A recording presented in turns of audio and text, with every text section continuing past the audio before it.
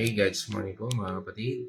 Ngayon po ay muli dadako po tayo sa ating daily devotion, no? At tayo po ay tutungo, no, sa aklat ng Hebrew chapter 13 verse 8. At ito po ay pamagatan nating always the same, forever faithful. At ngayon po sa araw na ito, ngayon po araw ng Friday, August 28, 2026, no, ay muli sasamahan po tayo ng ating partner para po basahin ang talatang ito at pangunahan po tayo sa pananalangin.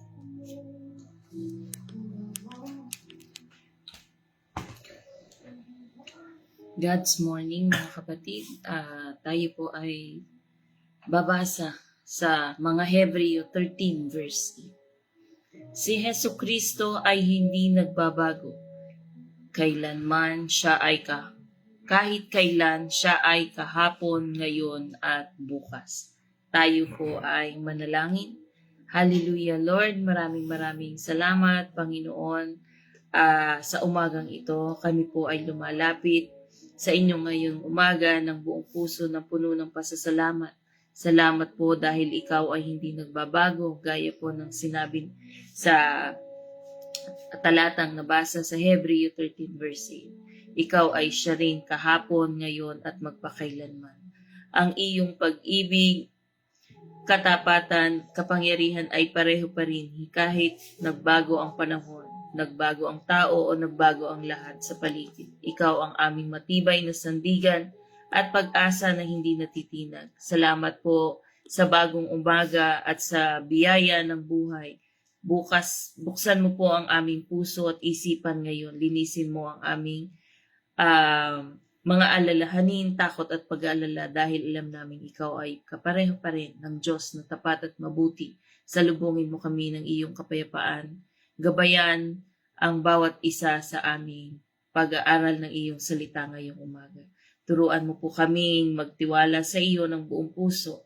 Alam namin ang iyong plano at tapat para sa aming kabutihan. Basbasan mo po ang aming pag-aaral at pagbabahagi ng iyong salita naway manatili sa aming puso ang katotohanan na ikaw ay hindi nagbabago. Maraming salamat, Panginoon. Ang lahat po ng papuri at pasasalamat at karangalan ay ibabalik namin sa iyo, Panginoon. Maraming salamat po. Ito po ang tanging dalangin namin sa pangalan ng inyong anak na si Jesus. Amen. Amen. Praise God. Salamat. No? Sabi nga po doon sa talata ating binasa, Jesus Christ is eternally changeless, always and hope. Sabi nga, the same yesterday, today, and forever. Dito po sa ating aklat na binasa, ang aklat po ng Hebreo, Hebrew, natin binasa po ay isinulat para sa mga Jews o mga Hudyo na naging Kristiyano.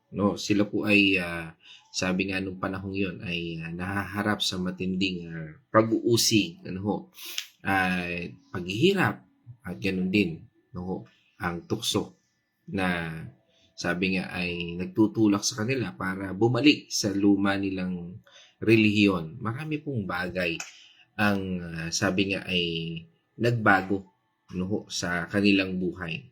Pamilya, trabaho, kaligtasan, at maging ang kanilang kinagisnang pananampalataya. Kaya isinulat po ito, o sinulat po ang palalang ito upang sabi nga po doon ni Apostol Pablo, huwag kayong magpatinag sa pagbabago ng paligid. Sabi nga may isang hindi nagbabago at ang ating Panginoong Hesus yun na tinutukoy ni Apostol Pablo. At kung ating sasalaminin at ating susuriin, bakit nga ba ito sinabi? Dahil nung panahon pong iyon, nagbabago ang pinuno, batas at tradisyon. Ngunit ang pinakamahalagang paalala, tandaan po natin, ang pundasyon ng ating pananampalataya ay hindi nakabase sa tao o sa panahon. Nakabase ito sa ating Panginoong Kristo na hindi kailanman magbabago. Sa mundong ito po, walang tigil po ang pagbabago, hindi ba? May mga trends na kalimitan ay ating nasusubaybayan, nawawala, no? Tao na dati ay sikat, ngayon ay hindi na, no? Damdamin, dati okay, pero ngayon hindi na. O even kahit yung plano, mga plano ng buhay natin na hindi natin mapangahawakan. Sabi nga, lahat ay nagbabago. Pero may isang bagay na hindi magbabago. Sino po yon? Ang ating Panginoong Hesus. Hindi siya nagbabago ng ugali, ng pangako, o kahit ng pagmamahal. Sabi nga, He is the same yesterday, today, and forever. He's always same. Same Jesus ng ating nakilala, same Jesus na noong kahit hindi pa natin siya kilala, same Jesus na darating na makikita natin. Kaya nga po sabi dito, yesterday. Ano nga ba ibig sabihin ng yesterday? Sabi ng ang Diyos ay nakakilala na sa iyo noon pa man. No? Noon, sabi nga, bago pa man tayo ipinanganak, kilala na po tayo ng ating Panginoon, ng Diyos Ama, Diyos Anak, at ng Banal na Espiritu. Bago pa man po tayo, makagawa ng mali, kilala niya tayo. Alam na niya ang lahat. Kaya kung tatanungin natin, bakit niya tayo minahal? Dahil siya ang pagmamahal. Minahal na niya tayo noon pa man. Kaya nga sabi sa atin sa Jeremiah 31 verse 3 ay ito po. Napakita ako sa kanila mula sa malayo, sa simula pa'y inibig ko na sila, kaya patuloy akong nagiging tapat sa kanila. Amen. Sabi nga po niya doon, no? Nagpapakita na yung Panginoon Diyos. Maaring sa mga taong nasa paligid sa'yo, maaring ang sitwasyon natin o ang pabor na ibinibigay sa atin ng Panginoon, no? Sabi nga, sa umaga pa lang, nagpapakita na yung Panginoon Diyos. Ano yun? Gumising ka. Di ba? Yung paggising mo, nakamulat ka ngayong araw na ito. No? At noon, ganun pa rin yun. Na hindi natin kalimitan noon nakikita, hindi natin na-appreciate. Mga bagay na sa tila, parang minsan ay simple lamang sa atin o normal lamang. At yan yung normal na ginawa ng Panginoon Diyos sa buhay natin. Mga normal na kailanman at minsan, kalimitan na hindi natin siya napasalamatan. Kaya, bago nating isipin na baka nagbago na ang isip ng Diyos, no? Dahil sa mga kasalanan na ginawa ko noon, no? Baka hindi niya na akong love. Hindi po totoo yan. Dahil ang dugo ng ating Panginoong Jesucristo ay sapat magpakailanman. Hindi ito nauubos. Hindi nawawala ng bisa kahit sa mga pagkakamali pa natin o mga pagkakamali ng ating mga nakaraan. Kaya nga, marami po sa atin ang dinadala ng takot, no, sa nakaraan. Kalimitan, ganun po nangyayari. At minsan nasasabi natin, sana hindi ko na ginawa yon. Tama naman. Bakit hindi na ako? Baka hindi na ako mahal ng Diyos o minsan tinatanong natin, Lord, mahal mo ba ako? No? Kasi dahil sa mga nangyayari sa buhay natin. Pero ang katotohanan, bago pa man po natin hinihingi ang kapatawaran, no? Handa na po siya magpatawad.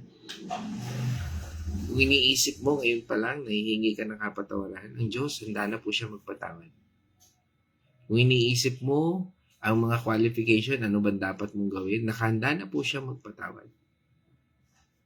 Dahil hindi po tinitingnan ng ating Panginoon Diyos ang ating kahapon para mahalin tayo. Mahal niya tayo. Bago pa man magsimula ang kwento ng buhay natin. Bago pa man natin ikwento ang ating nakaraan sa Kanya. Bago pa man natin ikwento ang mga pinagdanasan natin. He is our yesterday. He was faithful.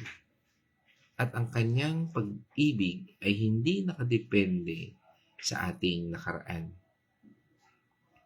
He is today. No? Sabi nga, ang Diyos ay kasama natin ngayon. O ang Diyos na kasama natin ngayon. He is our today. Kanina, sinabi natin, He is our yesterday. Pero ngayon, He is our today. Kahit anong pinagdadaanan natin ngayon, tandaan, hindi nagbabago ang puso ng ating Panginoon sa Kristo, ang ating Diyos Ama, ng Banal na Espiritu. Kung mabuti siya ng kahapon, mabuti rin po siya ngayon. Kung tapat siya noon, tandaan, tapat din po siya ngayon. Sabi nga po sa atin ng Santiago o ng James chapter 1 verse 17 na ito. Ang lahat ng mabuti at ganap na kaloob ay buhat sa Diyos, mula sa Ama na lumikha ng mga tanglaw sa kalangitan. Hindi siya nagbabago o nagpapakita ng bahagyamang pagbabago. Amen. Sabi nga, every good and perfect gift is from above, with whom there is no variation or shadow due to change.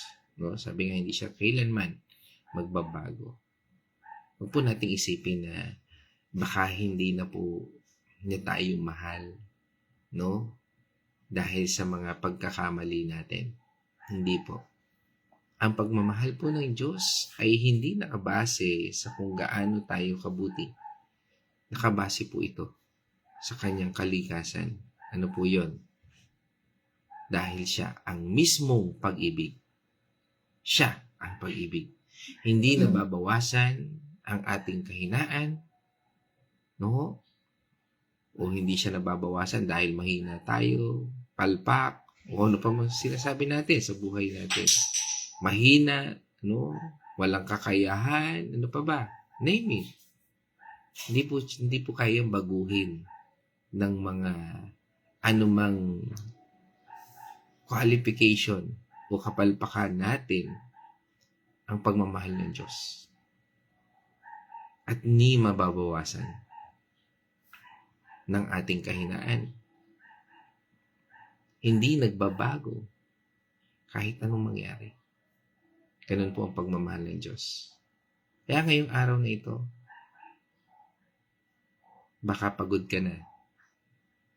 Baka may pinagdadaanan ka. Baka pakiramdam mo, hindi ka sapat. Pero tandaan natin, ang tingin niya sa atin ngayon, pareho pa rin ng pagtingin niya noong ibinigay niya ang kanyang buhay para sa iyo at para sa akin 2,000 years ago. Noong ibinigay niya ang kanyang buhay sa krus. Hindi niya tayo mas mahal kapag mabuti tayo. At hindi niya tayo mas minamahal kapag nagkakamali tayo. His love is constant, not because of who we are, but because of who He is. Kaya huwag po tayong matakot lumapit. Dahil pareho pa rin po ang Jesus na tinatanggap at tatanggapin tayo ng buong puso. Tungo naman tayo sa ikatlo, forever. Ang Diyos na hindi tayo iiwan kailanman. Napakaganda, ano? Sabi nga po, forever. Hindi lang po siya pareho kahapon at ngayon. No? At maaaring sabihin natin, there is forevermore. No? Di ba yung kanta ng Side? Yes, there is forever. Merong pag-ibig. Merong walang hanggan. Sino po yun? Ang ating Panginoon Diyos. Hanggang sa walang hanggan, pareho pa rin siya. Walang darating po na araw na sasabihin po ng Panginoon Diyos na nagsasawa na ako sa iyo. No? Walang darating na araw na iiwan tayo ng Diyos. Sabi nga niya, di ba, pangako niya. Hindi niya pwedeng sirain yung pangako niya eh. Di ba, doon sa Deuteronomy 31, verse 6, ito po ang sabi niya doon. Magpakatatag kayo at lakasan ninyo ang inyong loob. Huwag kayong matakot sa kanila sapagkat sasamahan kayo ni Yahweh na inyong Diyos. Hindi niya kayo iiwan ni pababayaan. Yun. No? Matindi, ano ho? Sabi lang po doon, magpakatatag. Dahil hindi tayo iwanan ng Diyos. Ano man ang ating mga pinagdadaanan. Ano man ang ating mga nararanasan. No? O sabihin natin ay pinaghihirapan ngayon. Is our Lord. He will never leave us nor forsake us. Huwag nating iisipin kailanman na baka may masigit pang Diyos na darating bukas. Wala na po. Dahil ang ating Panginoong Hesus lang ang Alpha and Omega. Sabi niya, He is the beginning and the end. Wala nang bago. Wala nang masigit. Siya po ang simula at wakas. Pareho ngayon at magpakailanman. Walang sino mang makapapalit. Walang sino mang masihigit. Siya pa rin ang ating Panginoon bukas. Kaya nga po, madalas po tayong matakot sa bukas, hindi ho ba? Yung bang tinatanong natin, paano na kung magbago ang sitwasyon? Paano na kung hindi na ako kailangan? Paano na ang pagtanda ko? Pero tandaan po natin, ang ating talata ngayon ay nagsasabi ng isang pangako. Dito sa Hebrews 13 verse 8. Ang Diyos na kasama natin ngayon, siya rin ang kasama natin bukas hanggang sa walang hanggan. Ika nga, walang expiration. There's no expiration date ang kanyang pag-ibig. Walang araw na sasabihin niyang hindi nakita kilala. Dahil ang bukas natin ay hindi hawak ng pagbabago ng mundong ito. Hindi hawak ito ng Diyos na hindi nagbabago. Kaya huwag po tayong matakot. Ang ating bukas ay ligtas sa kanyang mga kamay. Isa sa mga paborito kong theologians ay ang kanyang kwento. Yung kwento po ni Corrie ten Boom. Sino po ba si Corrie ten Boom? Si Corrie ten Boom po ay isang babaeng Kristiyano, pero madalas niyo rin po naririnig yan, lalo na yung mga umate ng Bible study na i-quote ko po ito. Dahil ang buhay po ni Corrie ten Boom ay isang babaeng, sabi nga, Kristiyano na mula sa Netherlands. Kasama po niya ang pamilya nung sila po ay nagtago sa mga kasama nila yung mga Hudyo nung ikalawang digmaan, pandaigdig na World War II, upang iligtas sila mula sa Nazi. Dahil dito sila po ay nahuli at pinakulong. Nakulong po sila doon sa Ravensbrück concentration camp. Pagka po kayo nakulong doon sa Ravensbrück nung panahon yun, ito po yung sinasabi nilang isa sa pinakamapanganib na kampo ng paghihirap. Noong panahon yun. Doon talagang grabe ang torture, grabe ang paghihirap ng sino mang napupunta doon. Doon po naranasan niya at nakita niya Corrie ten Boom na mamatay ang kanyang kapatid na si Betsy. Nakasama rin po niya noong panahon na yun. Sila po ay nagutom, pinagbantaan, ininsulto at halos mawalan po ng pag-asa. Maraming beses po nagtanong si Corrie ten Boom noong panahon na yun, Panginoon, narito ba kayo? Bakit pinapayagan yung mga ganitong bagay? Kung titingnan po natin. Ngunit sa gitna po ng dilim, natuklasan po niya ang isang katotohanan na hindi kailanman nagbabago at magbabago. Na ang salita ng Diyos ay hindi nakakulong. Ang pag-ibig ng Diyos ay hindi kailanman mamamatay. Ang katapatan ng Diyos ay hindi kailanman magbabago. Kahit sa gitna ng pinakamahirap na kalagayan. Kaya nasabi po ni Corrie ten Boom doon sa kanyang buhay doon, sa kanyang testimony, sabi niya doon, ang pag-ibig ng Diyos ay hindi nakabase sa nararamdaman o sa ating kalagayan. Imagine niyo yung isang taong punong-puno ng takot, hirap, bighati, Sinabi niya yun. At narito tayo ngayon upang paalalahanan na sinabi niya, nakabase ito sa kanyang kalikasan, sa kalikasan ng Diyos. At hindi siya nagbabago. Ang Diyos ay hindi nagbabago. Ang kanyang pag-ibig ay pareho. Kahit sa loob ng kampo ng kamatayan, kahit sa gitna ng pagdurusa, kahit wala ng pag-asa. Kaya nga po, sa atin ngayon, kung si Terry Ten Boon na nawalan ng lahat, ay nakapagsabing, ang Diyos ay hindi nagbabago. Gaano pa kaya tayo ngayon? Nakaramihan ay hindi nakaranas ng ganong katinding pagdurusa. Ang dapat maniwala na hindi nagbabago ang Diyos sa atin. Ang kanyang kalagayan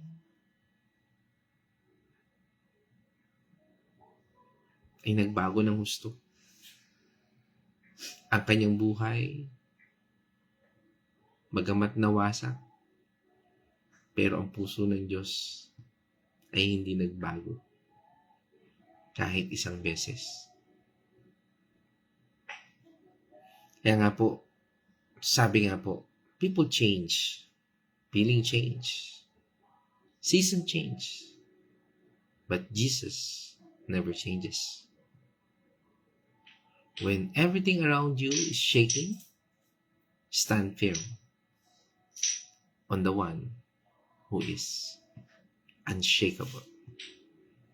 Kaya nga po mga mahal po kapatid, tandaan po natin, ang kanyang pag-ibig ay hindi nakabase sa ating kalagayan, kundi sa kanyang kalikasan. Sinasabi rin po yan sa atin sa Romans chapter 8, verse 38 to 39. Huwag po tayong magpagalaw sa pagbabago ng mundong ito. Manatili po tayo sa nagbabago, sa hindi nagbabagong Diyos. Huwag po tayong bibitaw. Paalala rin po yan sa atin sa Psalm 125 verse 1. Ang Diyos po ay hindi nagbabago ng plano. Kahit hindi pa man po natin maintindihan ang daan na ating patutunguhan. Isaiah 46 verse 10 to 11. Kaya mga mahal ko kapatid sa Panginoon, sa lahat ng pagbabago sa ating mga paligid, manatili po tayo sa ating Panginoon Diyos. Siya po ang ating tahanan, pag-asa at kaligtasan. Siya po ang Diyos kahapon, ngayon, at magpakailanman. Kaya mga mahal kong kapatid sa Panginoon, sa akin pong pagtatapos, kung may mga bagay na nagbabago sa paligid natin, magpasalamat tayo. Kasi mayroong isang hinding nagbabago. Ano yun? Ang pag-ibig ng Diyos. Kung ang lahat ay lumilipas, tandaan, ang ating Diyos ay nananatili. Kung ang iba ay lumalayo, tandaan, ang Diyos ay laging malapit sa atin. Kaya ngayong umaga, itakda po natin ang puso natin sa Kanya. Hindi sa tao. Hindi sa sitwasyon. At hindi sa nararamdaman. Kundi sa ating Panginoong Hesus na pareho ng kahapon, ngayon, at magpakailanman. Tandaan, Jesus Christ is always the same. Forever. Faithful. Yan po kung magtatapos at ngayon naman, tutungo po tayo sa Venice Reflection. God's morning mga kapatid. Dito po sa ating napag-aralan, sabi nga po ay lahat ay nagbabago. Pero ang ating Panginoong Hesukristo kailanman ay hindi nagbabago sa atin. Siya pa rin ang buong pusong nagmahal sa atin.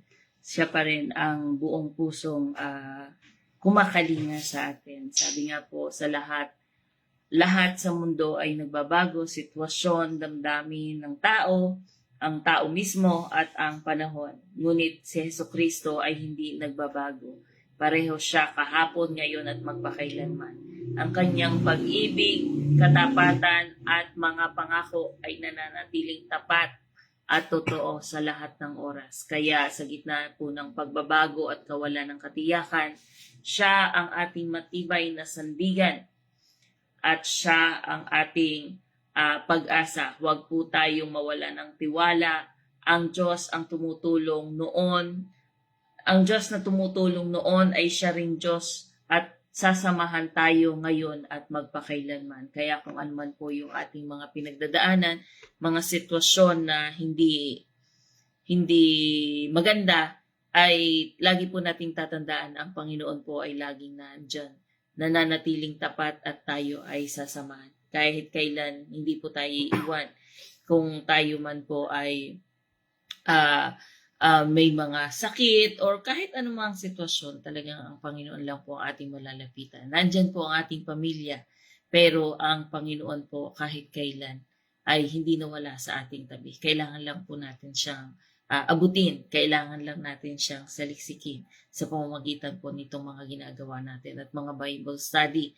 Mas lubusan po natin siyang naiintindihan, mas lubusan po natin siyang makikilala kung tayo po ay sasali sa mga Bible study, sapagkat doon po natin nauunawaan yung gustong iparating talaga sa atin ng ating Panginoon. Na kahit kailan, mula Genesis pa man yan hanggang Revelation, talagang hindi po nagbabago ang ating Panginoon. Nandun pa rin po ang pagkalinga niya sa bawat isa sa atin. Maaaring may mga pagsubok tayong dumadating, pero itong mga pagsubok na ito ay dito po natin nalalaman na mali yung ating mga ginagawa, na sariling pagsisikap na lang natin at hindi natin inire-rely sa ating Panginoon ang mga sitwasyon na kinakaharap natin. At ang nangyayari po ay yung sarili nating paraan na lang ang nangyayari, hindi po paraan ng ating Panginoon. Pero lagi po nating tatandaan na ang Panginoon po ay kahit kailan ay hindi nagbabago. Yung mga blessing na akala natin tayo ay hindi na nagkaroon, hindi na tayo, pinabayaan na tayo ng ating Panginoon sapagkat tayo ay nasa sitwasyon na sobrang mababa sa tingin natin. Pero sa tingin ng Panginoon ay hindi yun mababa sapagkat ini-allowed yun ng Panginoon upang matuto tayo at bumalik sa Kanya, hindi sa sarili nating pamamaraan. So yun lamang po, maraming salamat po and God bless sa inyong lahat. Okay, praise God. No? At ngayon naman tayo ay tutungo sa ating mga kapatid via online. No? Ayan. At unang-una, sinamahan po tayo mula po sa Barangay San Ignacio. Kasama po natin si ating kapatid, si Kyle Lutz. No? Yan, si Rafael, ang Preo family. Isang pagbati po sa inyong buong pamilya, sa inyong buong angkan. Yan po sa San Ignacio. Yan, isang pagpalang umaga sa iyo, kapatid. Yan, kasama po natin si Brother Ralph, no? Yan, Preo family. Yan, isang mapagpalang umaga. At sinundan po yan ng pamilya ng Azucena Tanyo. Yan po sa Barangay Concepcion, no? Carmelite Road. Kasama po natin ang pamilya ng Azucena Tanyo family, yan, sa pangunguna ni Brother Arthur at Sister Carmeline. Yan. At syempre, pagbati natin sa mga magagandang dilag nila, no? Mga baby, kay Pao at sa ating birthday girl, kay Jolene. No? Isang mapagpalang umaga po sa ating lahat. At syempre, pagbati ko na rin sa aking inaanak kay Tyrone at kay Janessa. Isang mapagpalang umaga po dyan sa Barangay Concepcion, Carmelite Road. No? At tungo naman po tayo, no, sa United States of America. Kasama po natin ngayon, no, ang ating kapatid, no, laging araw-araw, laging every devotion. Kasama po natin ito mula po sa Dow family. Yan, sa pangunguna po ni Nurse Abigail Dow. Isang mapagpalang umaga po sa inyo dyan. At regards po kay Mamang. Yan, palain kayo ng ating Panginoon Diyos. Yan, at kasama rin po natin from Bulaking Chao. Kasama po natin again, mag-asawa ulit. Yan, ang Kuya Chris at ang Nay Marta, no? At dyan po sa Bulaking Chao, Quezon, no? Yan, kasama po natin. At syempre, pagbati na rin po natin dyan kila Nay Gori, Nay Lina, kay Yasel at kay Inigo at sa inyong buong pamilya dyan po sa Bulaking Chao. Yan. At kasama rin po natin ang aking nanay, Corazon Gatgano Mercado. Yan, isang mapagpalang umaga po sa inyo, ma. Yan, at sa inyong lahat dyan, siyempre pagbati ko na rin yan sa aking anak kay Casey at sa aking anak kay Kyle na nasa Batangas, no? At sa aking kapatid na si Caroline Mercado at sa kanyang mga anak, no? Kay Princess, kay Shai, kay Jello, kay CJ at kay Sia. Isang mapagpalang umaga po. At yan, pagbati rin po natin kay sa Dalangin family sa Villa Escudero, kasama po natin si Sister Lisel Dalangin at syempre ang kanyang nanay na si Winnie Patual. Isang mapagpalang umaga po dyan sa mga kapatid natin dyan sa Villa Escudero at sa inyong buong angkan, no? Isang mapagpalang umaga po, no? Yan. At pagbati rin po natin sa ating kapatid, no, na tungo naman po tayo sa Barangay San Francisco, Kalihan, yan, from Maranatha, tama po ba? Maranatha o Manhattan Subdivision, no? Yan, sa Manhattan Subdivision, kasama po natin ang Nonoso family. Yan, kasama po natin si Ate Nela. Isang mapagpalang umaga po sa inyo at sa inyong buong pamilya. Yan, at sinundan po yan ng ating kapatid na yan, kasama rin po natin ang Rodriguez family. Yan, kasama po natin si Brother Greg, isang mapagpalang umaga sa iyo kapatid, no? At yan, nabati ko rin ang aking kapatid na si Caroline, yan, kasama rin po natin ngayon. At syempre, pagbati natin sa ating kapatid, no?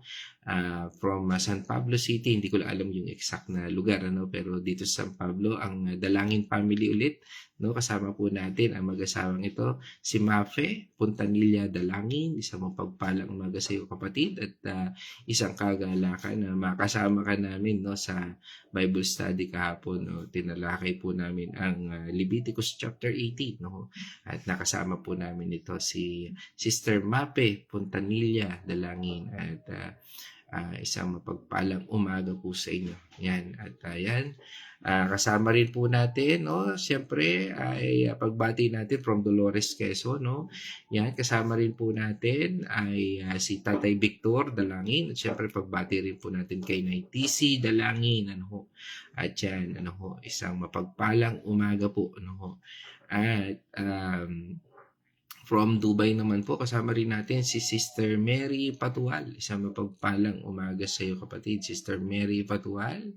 Ano ho, at syempre isang kagalakan din po, nakasama po natin si Boss Ninyo, no? Isang mapagpalang umaga po sa inyo, Sir Ninyo Adelantar. Isang mapagpalang God's morning po sa inyo, at patuloy po kayong pagpalain ng ating Panginoon Diyos. Yan, at kasama rin po natin ngayong araw na ito ang ating kapatid na sino pa? Yan, wala na. I think lahat nabanggit ko na po, at isang mapagpalang umaga sa ating lahat. Nawa tayo po napagpala ng ating Panginoon. No? At sa atin po na patuloy na sabi nga naglalakbay sa mundong ito. Nawa tayo po ay patuloy na mapalakas. Tayo po bilang mga magkakapatid sa Panginoon, patuloy po natin na ilagay ang ating mga buhay sa kalooban ng ating Panginoon. Nawa ang salita po ng ating Panginoon Diyos ay nagbigay po sa atin ng linaw, lakas at pag-asa. At sa ating pong pagtatapos, tayo po ay manalangin.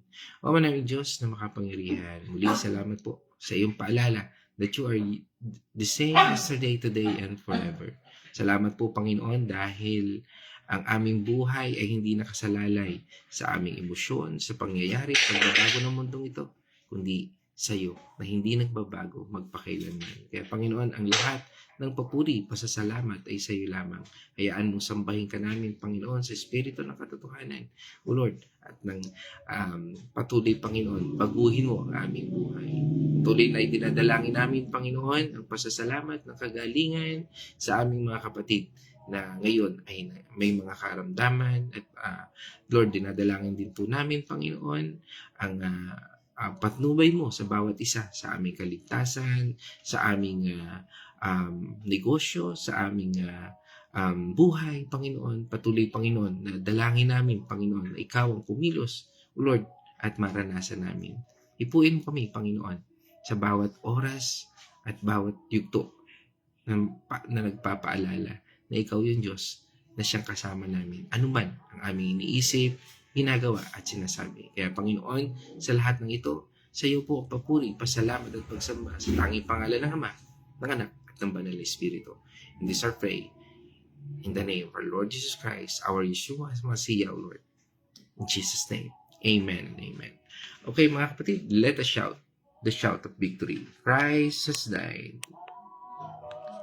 Christ has risen. Christ will come again. And together, we are for Christ again. God's morning, everyone.